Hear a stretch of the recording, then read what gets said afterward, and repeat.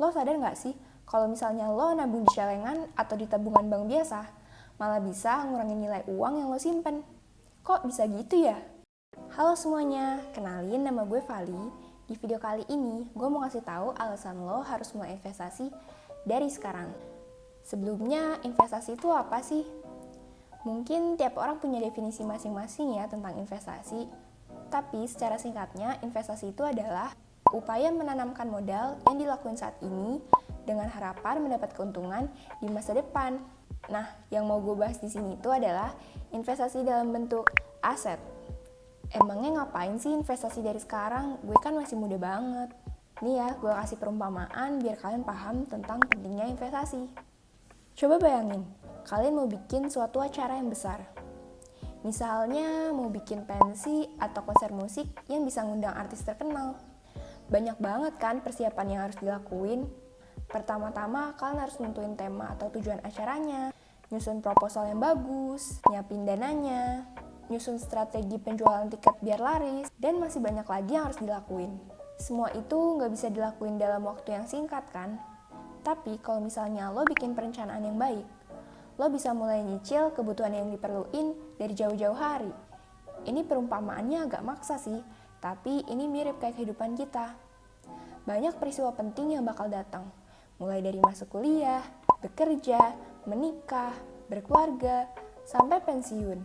Gue yakin semakin bertambahnya umur, kebutuhan dan keinginan lo pasti makin bertambah kan? Gue pengen tahu deh, apa sih keinginan yang pengen lo capai dalam 5-15 tahun lagi? Tulis di kolom komen ya. Gue yakin banyak banget yang mau beli mobil baru, beli rumah, nikah, liburan ke luar negeri, atau sekedar beli gadget terbaru. Tapi lo sadar gak sih, tanpa perencanaan keuangan yang baik, bakal susah buat lo untuk menuhin semua kebutuhan dan keinginan tadi. Apalagi kalau lo cuma ngandelin tabungan dan gaji bulanan nanti. Nah, tapi dengan investasi, kita bisa loh menyiapkan kebutuhan di masa depan dengan memanfaatkan dana yang kita punya saat ini. Bahkan jajaran orang kaya di dunia sekalipun banyak menyimpan aset dan harta kekayaannya di instrumen investasi loh. Kenapa gitu ya? Karena mereka mau menjaga nilai kekayaannya dan mau asetnya terus bertumbuh.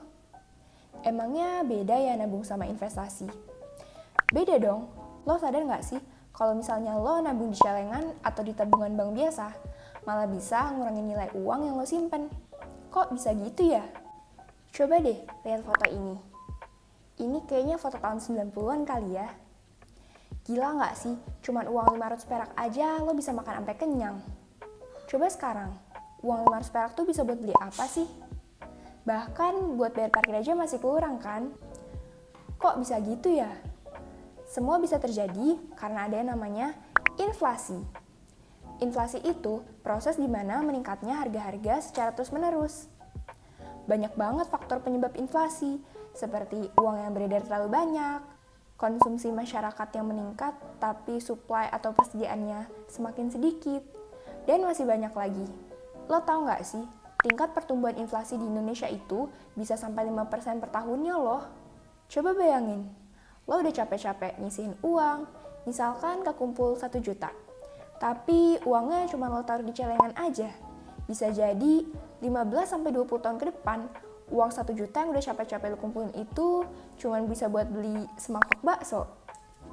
Gak ada yang tahu kan inflasi ke depannya bakal kayak gimana. Nah terus, kalau misalnya lo cuma nabung di tabungan bank biasa, bunga yang ditawarin oleh bank paling cuma 0,5-3%. Gak sebanding kan sama pertumbuhan inflasi yang sampai 5%-an itu. Belum lagi uang lo bakal berkurang karena bayar biaya admin tiap bulannya. Gak mau kan udah capek-capek nabung, nyisihin uang, ujung-ujungnya di masa depan nilai uang yang lo simpan itu malah berkurang. Nah tapi dengan investasi kita bisa menjaga nilai uang kita, bahkan bikin uang kita terus bertumbuh loh. Kenapa gitu ya? Karena uang yang kita simpan itu terus diputarkan dan menghasilkan cash flow atau arus kas. Kita bisa dapat keuntungan loh dari sini. Tapi nanti kalau kena investasi bodong gimana? Ini pentingnya buat kalian cari tahu dan pelajarin dulu sebelum milih suatu instrumen investasi. Gue saranin untuk pilih instrumen yang udah terdaftar dan diawasi oleh OJK atau Otoritas Jasa Keuangan. OJK ini adalah lembaga independen negara yang melakukan pengawasan dan pengaturan terhadap seluruh kegiatan di sektor jasa keuangan.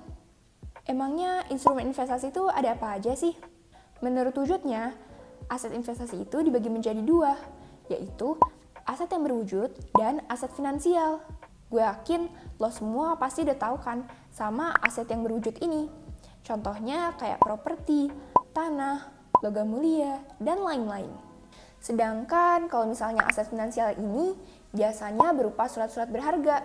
Contohnya saham, obligasi, deposito, ataupun reksadana. Tapi kan gue belum punya penghasilan. Terus uang investasinya dari mana coba? Kalian bisa loh mulai investasi dari ngisiin uang jajan kalian. Gue udah bikin cara mulai investasi pakai uang 10.000 di video gue yang ini.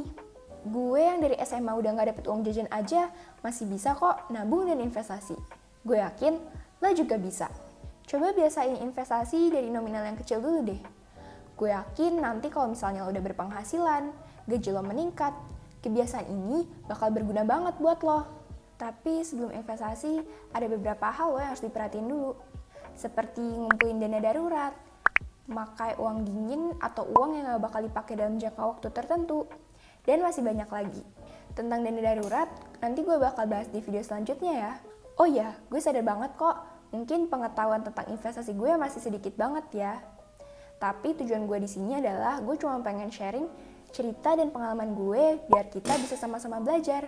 Kalau misalnya gue ada salah, kalian bisa kok koreksi atau diskusi di kolom komen. Kalian juga bisa langsung DM gue di Instagram Fali Gunawan. Thank you for watching. See you next time.